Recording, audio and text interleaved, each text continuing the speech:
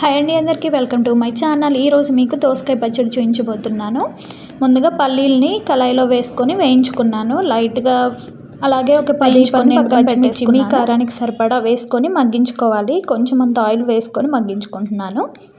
ఇలా lid close చేసుకోండి, పేలకుండా ఉంటాయి. తర్వాత ఒక పెద్ద నిమ్మకాయ సైజు చింతపండు నానబెట్టేసుకున్నాను. అలాగే దోసకాయ కూడా పీల్ చేసి పక్కన పెట్టేసుకున్నాను.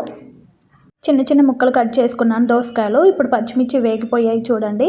వీటిని ప్లేట్లో తీసేసుకున్నాను. అలాగే ఒక టమాటా కూడా వేసేసుకుంటున్నాను. మీకు టమాటా ఇష్టం లేకపోతే స్కిప్ చేసుకోవచ్చు.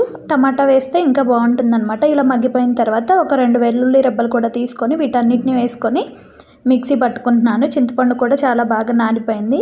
ఇవన్నీ మిక్సీ గిన్నెలో వేసుకొని ఉప్పు కొంచెం వేసుకొని మీ టేస్ట్కి సరిపడా మిక్సీ చేసుకోవాలి. తర్వాత మనం పోపు పెట్టుకుందాము.